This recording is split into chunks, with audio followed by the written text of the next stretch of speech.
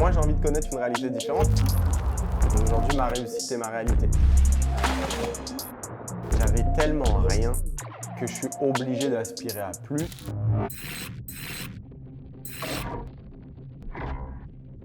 En prenant du recul, aujourd'hui j'ai 24 ans et je me dis que la personne que je suis devenu aujourd'hui, et je remercie Dieu pour ça tous les jours, c'est 100% en lien avec la personne que j'étais hier quand j'étais plus jeune, quand j'étais littéralement enfant. Et je vais vous raconter une histoire qui finalement a posé les fondamentaux de ma réussite. C'est que quand j'étais petit, je disais à ma mère que je voulais être riche, que je voulais vivre au Moyen-Orient sans avoir aucune idée de à quoi ça ressemblait. Mais au-delà de ça, quand t'es plus petit, quand t'es jeune, t'as des étoiles plein les yeux, t'es plein de rêves, t'es plein d'ambitions, t'as envie de tout surpasser, t'as envie de te dépasser, t'as envie de devenir le meilleur. Et souvent, t'en parles à tes parents avec un gros enthousiasme. Et le plus on avance dans la vie, plus je vois que les gens en fait s'éteignent. En fait, cette flamme n'est plus disponible, elle n'est plus actée.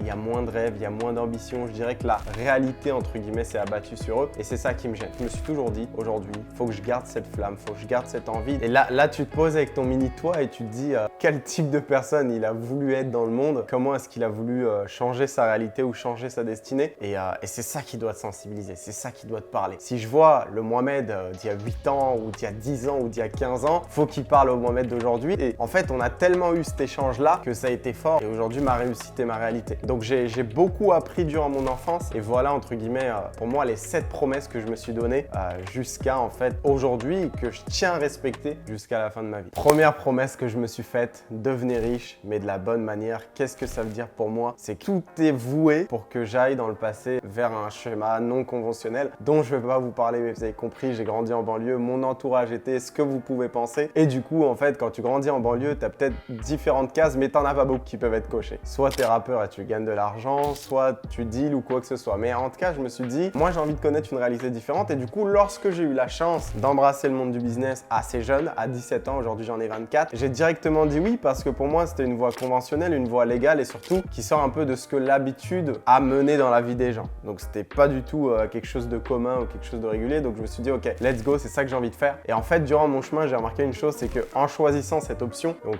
plus tourné autour business, marketing, vente, etc., il y avait toujours des mécontents. Il y avait toujours des personnes qui n'étaient pas satisfaites. Mais pour moi, ça resterait une voie honorable parce que mon mentor m'a toujours dit, si aujourd'hui tu es capable de vendre quelque chose, tu ne seras jamais pauvre dans ta vie. C'est par quoi j'ai commencé au tout début, en m'éduquant aussi sur certaines compétences. Mais du coup, ça part de là, du coup, le départ. La deuxième promesse que je me suis faite, c'est de ne pas tomber dans, pour moi, tout ce qui est assimilé à détruire sa propre santé. Et ça restera mon choix personnel. Vous pouvez me dire dans les commentaires de ce que vous en pensez et quel type de personne vous êtes. Pour moi, fumer, parce que mes parents m'en ont interdit, et j'ai toujours respecté ce que mes parents m'ont orienté, même boire de l'alcool, à combien d'occasions j'ai été convié à boire un verre. Vous savez, plus vous avez de réussite, plus vous allez aller dans des endroits, sortir la nuit, aller dans des bars, des fois des soirées, des fois des galas, des cocktails, bref. Le nombre d'occasions que j'ai eu où j'ai su dire non, jusqu'à aujourd'hui, j'ai jamais mis une seule goutte d'alcool dans ma bouche. Donc pour vous dire un petit peu, ma mentalité était figée, je savais réellement ce que je voulais pas non plus d'une mauvaise hygiène de vie, donc on essaye tous les jours d'être mieux. Je ne suis pas parfait, j'ai mes propres défauts. Des fois, tu peux me voir avec un hamburger dans les mains et ça c'est la vie, mais en tout cas, je tends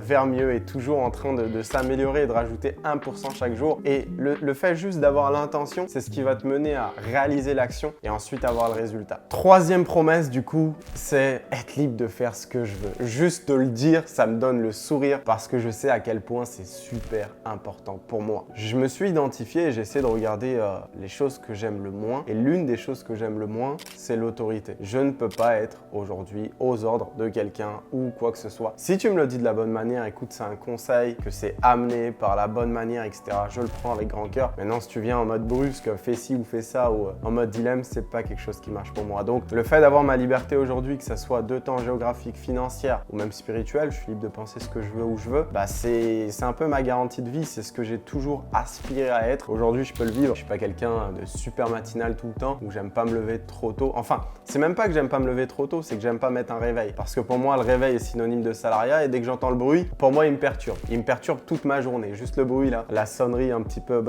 ça je déteste. Ça, c'est clairement pas moi. Donc, être libre de faire ce que je veux aujourd'hui, c'est une promesse que je me suis fait quand j'étais petit et que j'ai pu réaliser au fur et à mesure du temps. Quatrième promesse, de continuer de rêver. Il faut toujours avoir de l'ambition, toujours les yeux rivés vers l'avant. Certaines personnes que je connais avancent comme ça. C'est-à-dire qu'ils avancent en regardant vers le sol. Qu'est-ce que tu vas tirer du sol? Absolument rien. Par contre, si tu avances vers le haut, que tes yeux sont soit vers l'avenir, soit vers le futur, soit vers le ciel, c'est que tu espères plus de ce que la vie t'a donné. Tu espères peut-être plus de liberté, plus d'expérience, plus de relations. Mais dans tous les cas, arrêter de rêver, c'est déjà un problème. Il faut toujours continuer à rêver, toujours continuer à mettre cette flamme d'espoir. Peu importe au niveau financier où j'en suis aujourd'hui, je me dis toujours qu'il y a un nouvel objectif à aller chercher, un nouveau challenge à réaliser. Parfois, je fais des choses inconfortables avec moi-même. Encore récemment, j'ai noté mes objectifs de 2023. J'ai noté des choses que j'aurais jamais pensé noter un jour avant. Parce que pour moi, le plus je me mets dans cette zone d'inconfort, le plus je vais atteindre des choses qui n'étaient pas faites pour moi au début. Et le symbole de ma vie est ça, c'est que j'ai beaucoup de choses aujourd'hui que je n'avais pas avant et que j'avais même pas espéré aller chercher autant. Donc, continuez de rêver, continuez de voir grand. Et les gens qui ne voient pas grand, de toute façon, finissent bas. Et le but, c'est toujours d'avoir une vision plus large que là où vous êtes actuellement. Cinquième promesse, c'est d'avoir un réel impact sur la vie des gens. Je me suis toujours dit que heureusement qu'aujourd'hui, il y a des infopreneurs, il y a des entrepreneurs, il y a des passionnés qui sont en train de partager leur passion parce que sans eux, on serait resté dans un schéma conventionnel. J'en fais partie. Aujourd'hui, je le fais dans ma niche, c'est-à-dire sur les marchés financiers, l'univers de la crypto-monnaie, des fois du mindset, etc. Ça, c'est ma niche. Mais d'autres le font très bien dans un autre art. Et pour moi, heureusement qu'il y a ce type de personnes parce que sans ce type de personnes, tu n'aurais peut-être pas eu d'idée. Tu n'aurais peut-être pas franchi le premier pas. Tu n'aurais peut-être pas eu assez d'élan pour aller se dire, OK, vas-y, let's go, c'est pour moi. Donc, avoir de la confiance, avoir de l'espoir. On véhicule quelque chose de bien. Et certaines fois, parce que la vie est faite comme ça, certains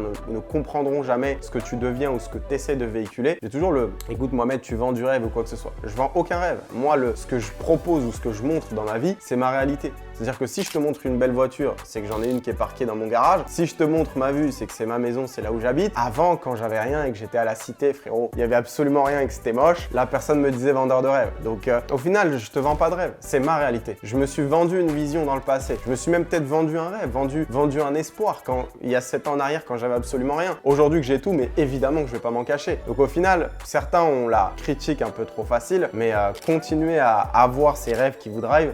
Parce que c'est ça qui va créer en final la différence. Même si tu es jeune, tu peux quand même y penser. Et l'une des autres promesses que je me suis fait quand j'étais enfant, j'avais tellement rien que je suis obligé d'aspirer à plus. Et du coup, dans le plus que j'ai eu, c'est notamment du savoir, des relations et une lecture totalement différente du monde dans lequel on vit. Tout le monde connaît le cadran du cash flow, salariés, indépendants, libéraux, etc. Investisseurs. Aujourd'hui, il y a certains où la richesse est présente, ou d'autres la richesse n'est pas présente. J'ai grandi du côté plus salarié, du coup, si je prends un peu mes parents, etc. Et la seule chose que je vais véhiculer moi à mes enfants, c'est vite de devenir entrepreneur, de devenir investisseur, parce que c'est ça qui a changé ma vie. Ce n'est pas autre chose. Ce n'est pas l'école qui a changé ma vie, ce n'est pas les cours de SVT ou je ne sais quoi, c'est l'entrepreneuriat. Ça a été une école de vie tellement enrichissante pour moi que j'en ai tiré plein de leçons. Je pourrais peut-être écrire un livre dans le futur et c'est ça que j'ai envie de léguer à ma descendance, de dire à mon enfant, écoute, quelles sont tes passions aujourd'hui, comment est-ce que je peux t'aider à les réaliser, comment aujourd'hui peut-être ton contenu peut t'aider, parce qu'il n'y a pas que du mauvais dans les réseaux sociaux, même si on a tendance à pointer le mauvais. Il y a toujours du bon dans chaque situation si tu décides de le voir. Je me suis toujours dit chaque situation est neutre et tu décides de lui donner soit une tendance négative, soit une tendance positive. Donc léguer du savoir à ma descendance, c'est super important. Et pourquoi je dis du savoir et pas de la richesse? Parce que la richesse a pu être créée par une personne et peut être détruite par une autre personne. Par contre, le savoir, la compréhension, l'éducation financière, les manières ou tous les leviers qui ont permis d'en arriver là, ça n'a pas de prix. Et c'est ce qui te permet de te construire from scratch, c'est-à-dire de zéro à beaucoup. Et mon petit moi, du coup, si je devais lui parler avec ce que je suis aujourd'hui, c'est de toujours rester fidèle à ses valeurs. Donc, je vais t'en citer 2 qui pour moi sont super importantes. Je resterai toujours loyal aux gens qui sont loyaux envers moi. C'est-à-dire que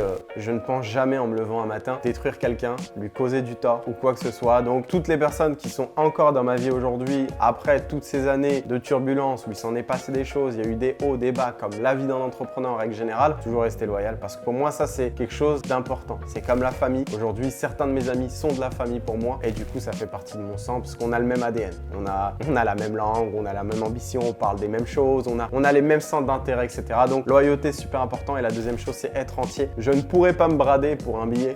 Aujourd'hui, je gagne très très bien ma vie et encore hier, c'était pareil. Je peux pas changer et être hypocrite avec quelqu'un par rapport à quelque chose que je n'aime pas. Donc, je préfère être entier, je préfère rester moi-même. Peut-être que certains de mes amis vont voir cette vidéo et comprendre ce que je suis en train de dire. C'est qu'aujourd'hui, tu as besoin d'être entier dans ce monde parce qu'il n'y a pas assez de monde comme ça. C'est dans le monde du salariat, l'autre essaie de doubler ce poste. post-là et du coup parler en mal de toi parce qu'il veut la promotion et pas pour toi, alors que vous étiez ensemble pendant la pause déjeuner. Dans mon business, ça ne travaille pas du tout de cette manière-là. J'ai envie d'être avec des gens qui sont entiers. Quand ça se passe mal, tu me le dis. Quand il y a quelque chose à reprocher, tu me le dis.